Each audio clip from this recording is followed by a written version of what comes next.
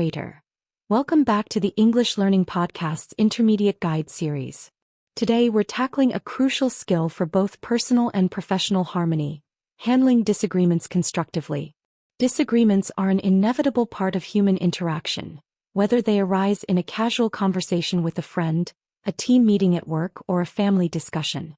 The challenge lies not in avoiding them, but in navigating them in a way that leads to understanding, resolution, and even stronger relationships, rather than resentment or conflict.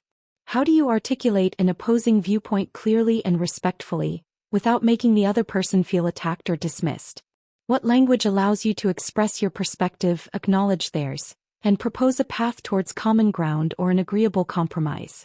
And crucially, how do you manage your own emotions during a heated discussion, ensuring your communication remains calm and focused on the issue at hand, rather than devolving into personal attacks?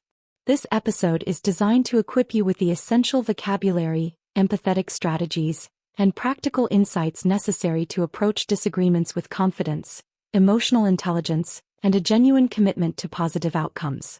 Today's discussion moves beyond simple arguments, delving into the psychology of conflict resolution, active listening techniques, and the art of finding common ground. We are privileged to host a conversation between Dr. Evelyn Reid, a distinguished mediator and professor of communication studies at the University of Sydney, Australia, and Mr. Marcus Thorne, a seasoned corporate negotiation specialist and author of Bridging Divides, who runs his consulting firm from his office in Toronto, Canada. Their dialogue will illuminate the best practices and common pitfalls in handling disagreements constructively, offering you a richer understanding of how to transform potential clashes into opportunities for stronger connections and collaborative solutions. So, let's explore the intricacies and transformative power of truly mastering the art of constructive disagreement. Evelyn, Marcus, it's a genuine pleasure to finally connect with you.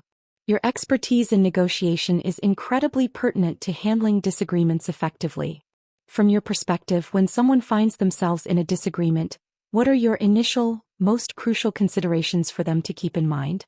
Is it about immediately stating their position, or is there a preliminary step of understanding? Marcus, Evelyn, the pleasure is entirely mutual. Your academic work on communication theory provides such a strong foundation for practical conflict resolution. When someone finds themselves in a disagreement, my initial consideration is always a preliminary step of understanding the other person's viewpoint, rather than immediately stating one's own position. It's crucial to first actively listen to their perspective, their concerns, and their underlying interests. This means pausing, holding back judgment, and truly trying to grasp their point of view. My foundational groundwork always involves asking, what am I not seeing or understanding from their side? Do you find that a failure to genuinely listen is a common pitfall that escalates disagreements? Evelyn, absolutely, Marcus. Your emphasis on preliminary understanding and active listening is unequivocally fundamental. A failure to genuinely listen is indeed one of the most common and detrimental pitfalls, often leading to misunderstandings, a breakdown in communication, and the escalation of disagreements into unproductive arguments. Without feeling heard, people tend to entrench themselves in their positions. My research shows that mirroring language, asking clarifying questions, and summarizing what you've heard before responding significantly improves the outcome of a disagreement. What specific linguistic strategies do you employ to articulate an opposing viewpoint clearly and respectfully, without making the other person feel attacked or dismissed? Marcus, that's where I statements and focusing on the issue, not the person, become paramount, Evelyn. My primary strategy for articulating an opposing viewpoint involves framing it as my perspective or my experience, rather than an objective truth that invalidates theirs.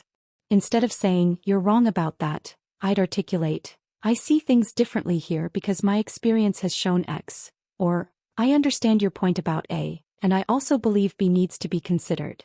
I use phrases that acknowledge their input before presenting my alternative. "I appreciate your perspective on that, and a different approach might be too." I also focus on the specific issue or decision at hand, rather than making generalizations about the person's character or intelligence. For example, instead of "you always make bad financial decisions," I'd say, "I'm concerned about the financial implications of this particular decision for X reason." This keeps the conversation constructive. Do you find that a tendency to personalize disagreements often derails potential resolutions? Evelyn. That's an excellent point, Marcus, and your use of I statements and a focus on the issue rather than the person is precisely what's needed for respectful articulation. And yes, a tendency to personalize disagreements, shifting from debating ideas to attacking individuals, is one of the most destructive forces that derails potential resolutions. Once it becomes about personal attacks, emotional defenses go up and productive dialogue becomes nearly impossible. My research suggests that conscious effort to use neutral language and avoid loaded terms is crucial here. What role does finding common ground or shared interests play in resolving disagreements, and how do you verbally guide conversations toward identifying these points of alignment? Marcus. Finding common ground or shared interests is the bridge to resolution in any disagreement, Evelyn. It shifts the dynamic from opposition to collaboration. I verbally guide conversations toward identifying these points of alignment by explicitly stating areas of agreement or shared goals up front, even if the disagreement seems significant. Phrases like, "We both want the best outcome for the project, don't we?" Or, "I think we can agree that X is a priority for both of us." I also reframe the disagreement as a shared problem to solve, rather than a battle to win. How can we find a solution that addresses both your concerns about A and my concerns about B? I actively ask open-ended questions that prompt exploration of shared interests. What are your ultimate goals here? Perhaps we have more in common than we realize. This helps to uncover underlying motivations that might align, even if initial positions differ. How do you approach the challenge of managing your own emotions during a heated disagreement, ensuring your communication remains calm and focused on the issue? Evelyn. Marcus, your insights into finding common ground and reframing disagreements as shared problems are incredibly powerful for fostering collaboration. The challenge of managing your own emotions during a heated disagreement is paramount for constructive outcomes. My approach involves a combination of preemptive strategies and in-the-moment techniques. Preemptively, I practice emotional self-regulation techniques, such as mindfulness or deep breathing, to build a baseline of calm.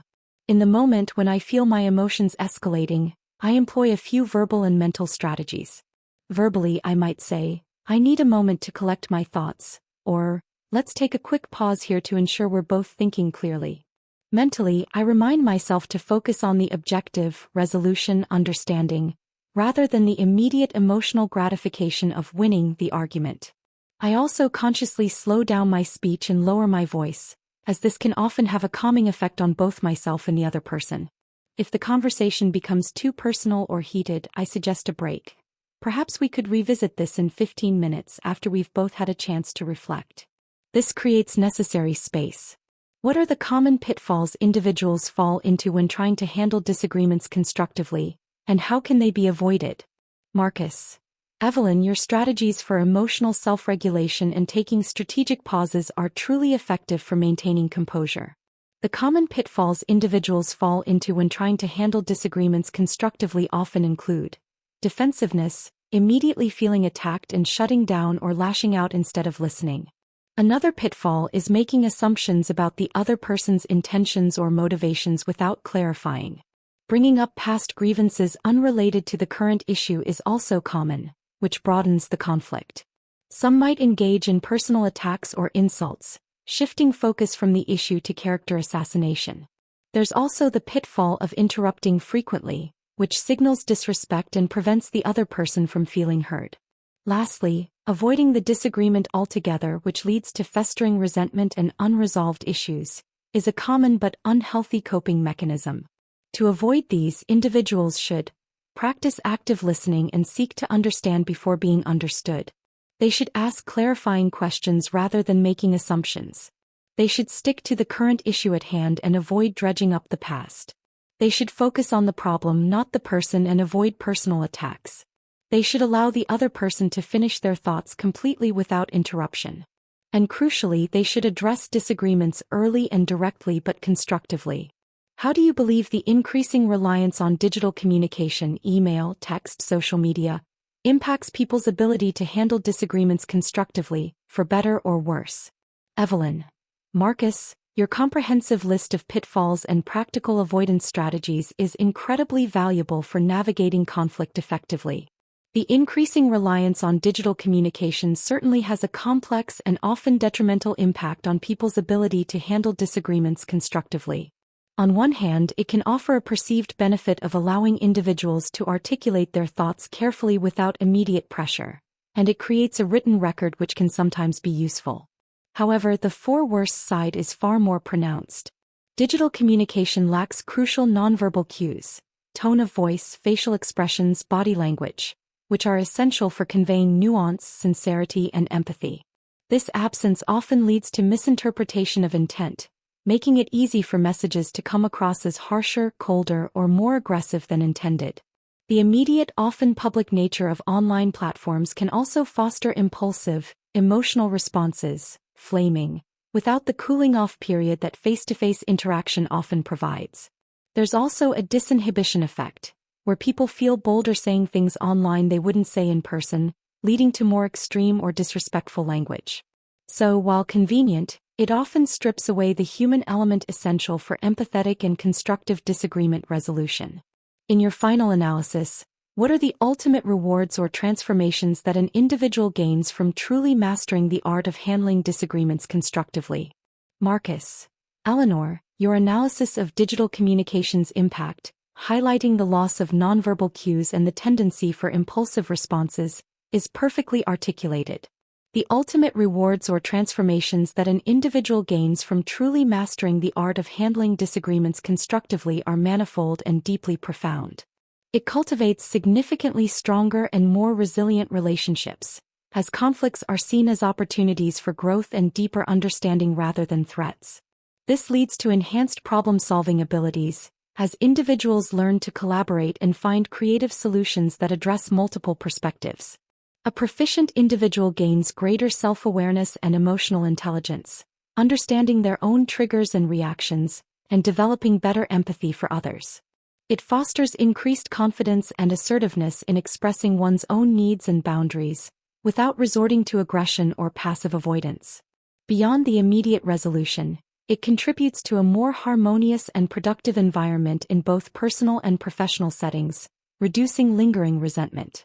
Perhaps most profoundly, mastering this art transforms the perception of conflict itself, from something to be feared or avoided, to an inherent, manageable, and often beneficial part of human interaction, leading to a richer and more authentic engagement with the world. Narrator. What an exceptionally illuminating and profound conversation with Dr. Evelyn Reed and Mr. Marcus Thorne. Their expert insights have masterfully illuminated the critical nuances involved in handling disagreements constructively, from the importance of active listening and empathetic language to managing emotions and navigating the challenges of digital communication. Their dialogue powerfully underscores that effective disagreement resolution is not just about winning an argument, but about fostering understanding, building stronger relationships, and finding collaborative solutions. Now, let's consolidate some of the key vocabulary and concepts from their rich dialogue that you can integrate into your own approach to conflicts and difficult conversations. Practice session. Expressing yourself. Let's revisit some valuable phrases and concepts from today's in-depth episode. Practice using these in your own discussions about handling disagreements. Preliminary step of understanding. An initial stage of trying to grasp the other person's viewpoint. Unequivocally fundamental. Absolutely essential or crucial. Actively listen. Paying full attention to what someone is saying both verbally and non-verbally. I statements. Phrasing your perspective using I feel or I believe to avoid sounding accusatory. Personalized disagreements. Shifting focus from the issue to attacking the individual. Bridge to resolution. Something that helps connect opposing sides to find a solution. Emotional self-regulation techniques. Strategies to manage your own feelings, e.g., deep breathing, taking a pause. Complex and often detrimental impact. An effect that is complicated and often negative. Disinhibition effect. A tendency to express oneself more freely or aggressively online than in person. Manifold and deeply profound. Many and having a very significant and deep effect. Choose 3 of these phrases and explain how they might relate to a disagreement you have experienced or observed. For example, During a recent team debate, I realized that taking a preliminary step of understanding my colleagues' data was unequivocally fundamental before I presented my own alternative. I've learned to use I statements more effectively, because I noticed that when people personalize disagreements, it rarely leads to a bridge to resolution. The complex and often detrimental impact of digital communication on conflicts is clear. The disinhibition effect often makes messages harsher than intended, making it harder to handle disagreements constructively. Narrator. As Dr. Evelyn Reed and Mr. Marcus Thorne so eloquently articulated, mastering the art of handling disagreements constructively is a skill that empowers you to transform potential friction into opportunities for growth, understanding, and stronger connections. It's about approaching conflict with active listening, empathetic communication, and a focus on shared solutions. By embracing these strategic approaches, you can navigate life's inevitable differences with greater grace, intelligence, and a genuine commitment to positive outcomes for all involved. Until our next insightful discussion on the English Learning Podcast, keep listening, keep understanding, and keep building bridges.